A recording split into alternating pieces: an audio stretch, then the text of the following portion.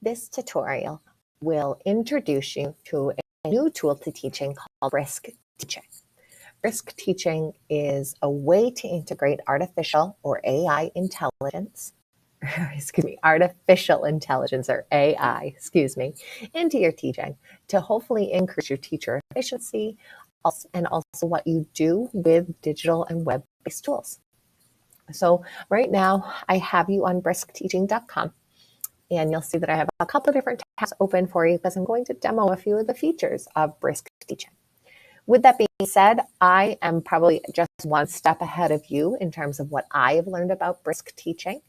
And I invite you this spring to really spend a lot of time with me, learning as much as you can about Brisk Teaching and a couple of the other AI tools that we've mentioned this spring. So to get started with Brisk Teaching, you would go to briskteaching.com. I had my toolbar for you, and you would select this Add to Chrome for free. And what Brisk Teaching is it's a small piece of software that you can add to your Google account. And that small piece of software is called the Chrome extension.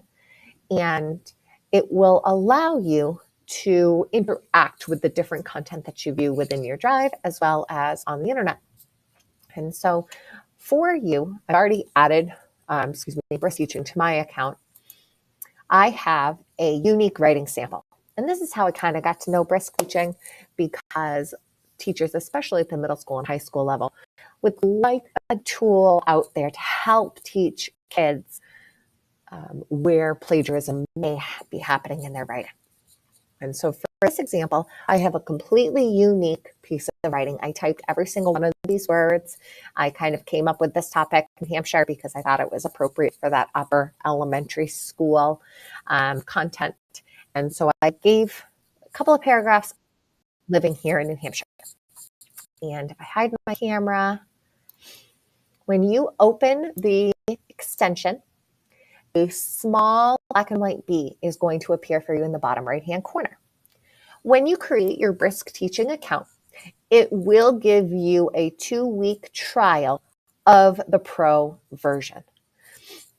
I have heard a few people that have gotten 30 days. So it will give you a trial of the pro version. And in this example, I'm going to inspect the writing because I want to see how did this document come to be. And immediately it will give you a replay of how the document was typed, the words that were added and deleted, reworked, or citations or footnotes that might have been added in. And you can toggle back and forth in this replay. But then when you get to the end, it's going to, towards the top, show you how many edits and about how many minutes was spent writing the document. And it can show you that none of this was copy and pasted in. So conversely, if I bring you to this article, this is a plagiarized writing example. And I took it from this historical article from New Hampshire about New Hampshire. And when I open up Brisk, select Inspect Writing, you can see that all of it is highlighted in yellow and all of it was pasted into the document to show you that one that was made and 0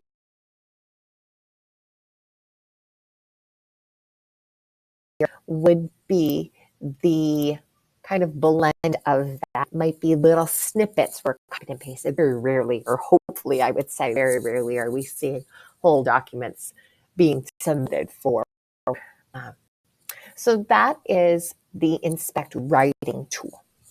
However, additionally, I dismiss this. I think I need to dismiss my camera. Dismiss my camera. There we go. There we go. We can use Brisk Teaching in web browsing. So I've got this great article here. I'm going to hide my camera so you can see the Brisk tool. I'll go up into my Chrome extensions and I'm going to open Brisk Teaching, and then you'll see that replay is not an option because replay is only available in a Google document. But what we do have is we have this create option. And from any website, You can do a variety of things like create a lesson plan, a rubric, a quiz, an exemplar, DOK questions, a newsletter, a letter of recommendation. You will see that some of these tools have a ribbon next to them. Those ribbons indicate that that is a pro tool. We do not currently subscribe to Brisk Teaching, so you would want to probably avoid using those tools. But let's say I want to create a lesson plan from this. You would select lesson plan. You want it in English. This is the prompt. But let's say I want it as a 4th grade, and I would like it to be a 40-minute lesson. You would select the blue brisket button, and you wait. A new tab will open, and you will start to see that generative AI will begin to populate a lesson plan. You'll notice that the document gets retitled. You'll notice that it indicates the grade level, the number of minutes. And if I hide my camera, you'll see that in the bottom right-hand corner, it's showing you that it is generating. When it finishes generating whatever the activity it was that you asked it to do, it will then ask you or provide you with more suggestions. Maybe make it shorter, make it longer, tweak it in any way.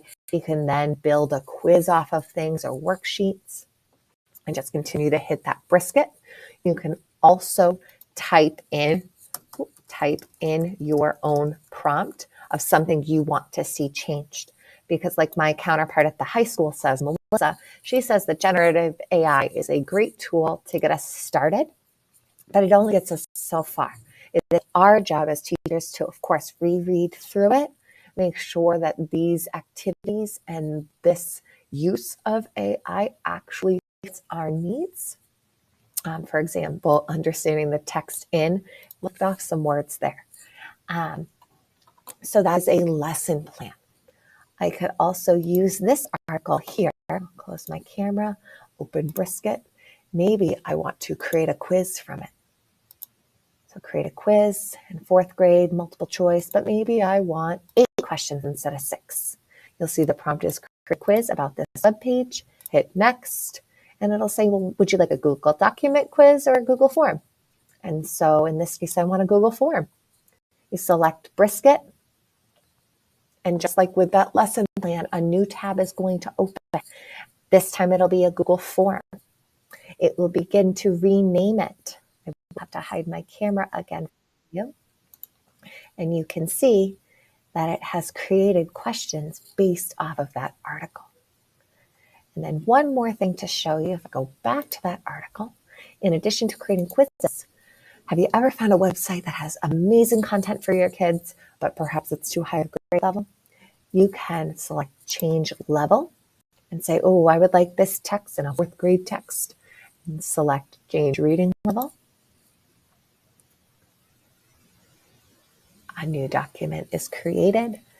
And if I turn off my camera, it's going to start retyping and reworking that article that has information for your students.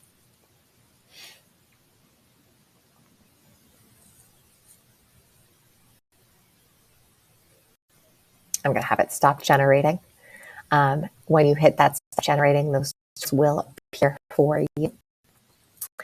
And goodness, that is Brisk Teaching. Like I said, this was an introductory video to get you started using Brisk Teaching. I would love to hear how you are using Brisk Teaching to increase your teacher efficiency, but any new features that you have found that could be helpful within Brisk Teaching.